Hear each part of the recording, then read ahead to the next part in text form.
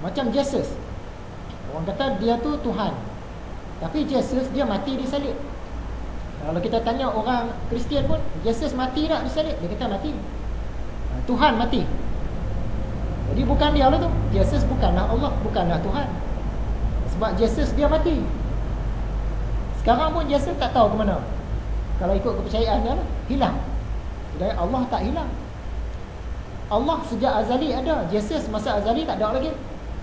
Bila mak dia Maria melahirkan dia, baru dia ada. Jadi bertentangan.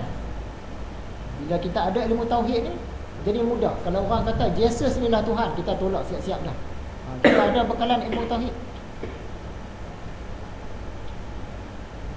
Kerana manakala telah benar khidamnya, maka mustahillah tiadanya. Okey. Tiada ni Adam. Adam. Bahasa dia Adam, wujud. Wujud tu ada. Adam ni tiada. Dalilnya, jikalau Allah Ta'ala itu menghadapi ketiadaan, maka adalah dia tidak terlepas. Ada kalanya ketiadaannya itu dengan sendirinya, atau dengan sesuatu yang meniadakannya, yang melawani dia. Susah nak faham.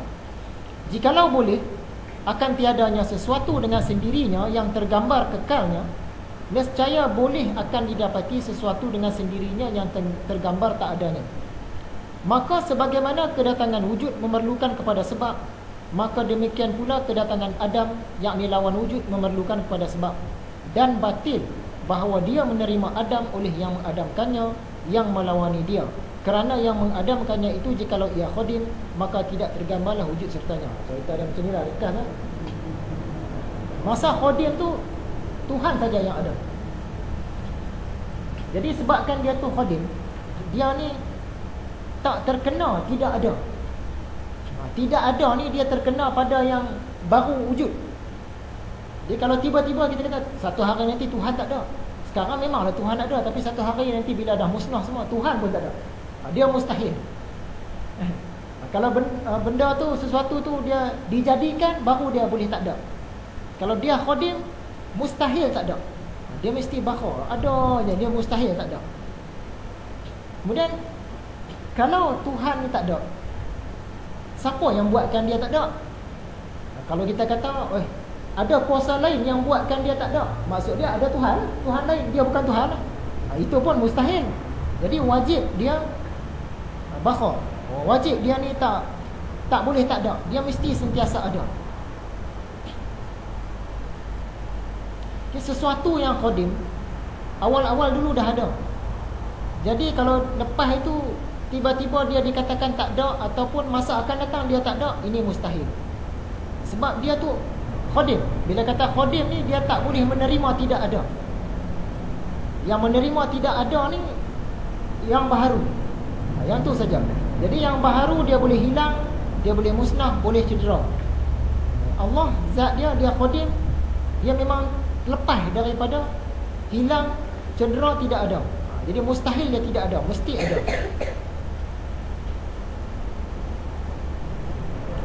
Dengan dua pokok yang dahulu itu telah nyata wujud Allah dan khadimnya, maka bagaimanakah ada wujudnya pada khadim dan besertanya ada lawannya. Jadi masa khadimnya dulu, khadim ni dia tak ada selain daripada Allah dah. Dia saja yang ada.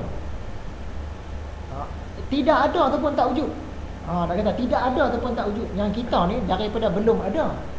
Kalau ikut kalimah sebenarnya daripada belum ada kepada ada. Tu.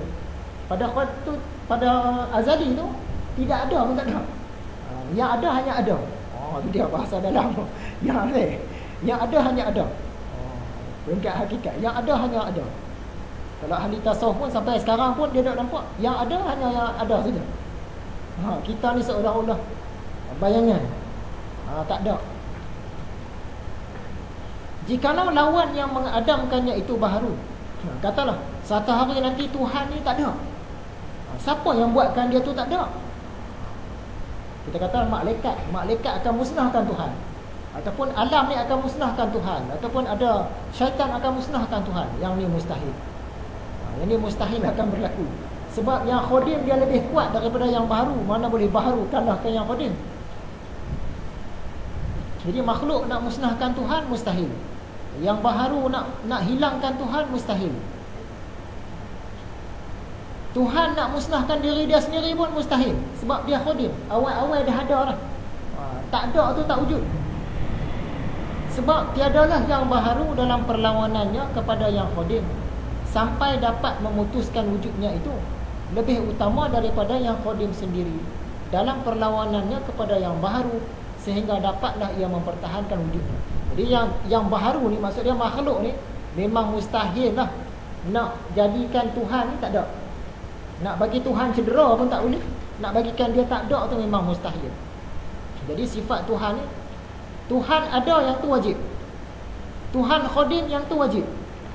Tuhan yang tadi dia kekal, dia tak boleh hilang, dia baqa, yang ni pun wajib. Jadi kita dapat 3 ni.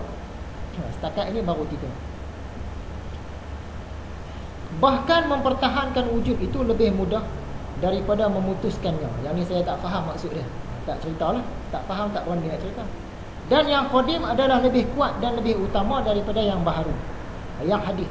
Kita yang baharu, makhluk ni mana boleh kalahkan yang qadim? Itu benda mustahil. Jadi tujuan kita belajar ilmu tauhid ni, tambah ilmu usuluddin yang sedang kita belajar ni, rukun yang 3, kita nak lebih kenal dengan Tuhan. Sebab apa? Isteri kita pun kita nak kenal lebih. Artis kesayangan kita pun kita nak kenal lebih. Kawan kita pun kita kalau boleh nak kenal lebih. Kita punya kerjaya kalau boleh kita nak tahu lebih. Tokoh-tokoh yang kita sanjung pun kita nak tahu lebih. Tu takkanlah dengan Tuhan tiba-tiba kita nak kata cukuplah, tak payahlah pelajaran ni sifat 20 semua ni. Cukuplah kita percaya Tuhan ada. Cukuplah kita yakin nama dia Allah. Cukuplah kita beribadah sembah dia. Tak payah nak kenal lebih-lebih. Tapi yang makhluk-makhluk tadi kita nak kenal lebih. Kawan kita nak kenal lebih, kerjaya kita nak kenal lebih, tokoh yang kita sanjung kita nak kenal lebih. Mai Pak Tuhan cukup itu lah, tak payah kenal. Jadi tak kenal, sepatutnya Tuhan yang kita nak kenal lebih lagi. Tiba-tiba kita kata tak payah, cukup itu. Begitu juga dengan Nabi Muhammad pun sama. Sebab dalam rukun yang 3 ni, di hujung dia sekali terlibat dengan Nabi Muhammad. Rukun 3 ni sebenarnya semua tu boleh kata cerita tentang Tuhan, tapi hujung dia cerita Nabi Muhammad. Sebab dia tak pisahkan tu, la ilaha illallah Muhammadur Rasulullah. Sebagaimana hadis riwayat Imam Bukhari Muslim yang kita sebut dah hari itu, tidak beriman seorang daripada kamu sebelum Allah dan Rasulnya lebih dikasihinya daripada yang lain-lain. Kita kasih yang lain-lain kita kenal. Jadi dengan Nabi Muhammad pun kita kena kenal lebih. Dengan Allah pun kita kena kenal. Setakat yang kita mampu. Zat dia kita tak akan mampu kenal. Apa yang layak, apa yang tak layak bagi dia. Nak kenal Rasulullah ni, dalam kitab Ihya ada satu bahagian cerita tentang Nabi Muhammad. Itu pun kita dah lalui dah. Kita ambil masa Maulidur Rasul kita cerita. Kemudian ada satu kitab yang disusun oleh ulama, nama dia Syama'il Muhammadiyah. Kitab tu hadis-hadis tentang Nabi Muhammad ni. Perilaku dia, pakaian dia, perbuatan dia semua. Kitab tu pun bagus juga. Yang tu bukan Imam Ghazali karang, tu ulama lain. Hadis yang kedua, riwayat Bukhari dan Muslim. Tidak beriman seseorang hamba sebelum aku, yakni Rasulullah, lebih dikasihinya daripada isterinya. Maksudnya kita kena kenal Nabi Muhammad tu lebih daripada hartanya dan daripada seluruh umat manusia. Barulah sempurna iman. Kalau ikut kata hadis ni tak beriman, nampak macam takutlah, tak beriman. Bila ulama-ulama dia huraikan, bukanlah tak beriman, tapi tak sempurna iman tu. Selagi Allah kita tak letakkan yang utama. Kita kena kasihkan Allah nombor 1, Rasul nombor 2, barulah yang lain-lain. Baru kenal. Jadi nak kasih Allah ni kita kena kenal. Bila tak kenal tu macam mana kita nak kata nak kasih? Kita tak kenal. Bila kenal, barulah bertambah kasih.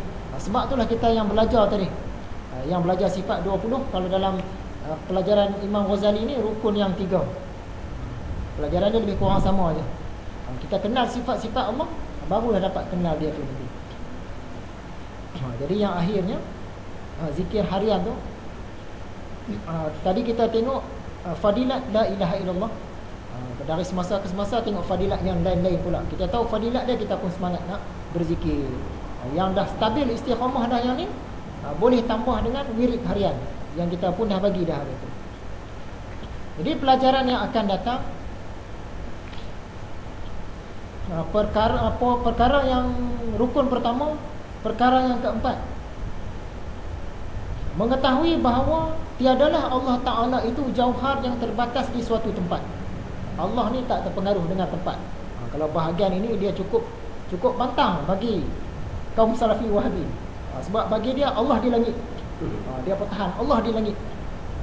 Dia kata Allah tak terpengaruh dengan tempat. Dia tak ada, kata mana dalil? Dia tanya macam-macam ni. Sebab kalau kita fikir secara mudah pun, pada azali dulu tempat mana ada lagi. Kalau kita kata pada azali itu tempat dah ada dah, bolehlah kata Allah bertempat. Ni pada azali tempat tak ada lagi. Lepas tu Allah ciptakan tempat. Mana boleh nak kata Allah bertempat? Dia tak bertempat. Jadi Imam Ghazali nak hurai bahagian tu lah. Allah tidak bertempat. Dia rasanya sekadar itu saja perkongsian kita untuk malam ini. InsyaAllah pelajaran akan datang sambung lagi. Wallahu a'lam. Salah silap mohon maaf banyak-banyak. Wabillahi taufiq wal hidayah. Assalamualaikum warahmatullahi wabarakatuh.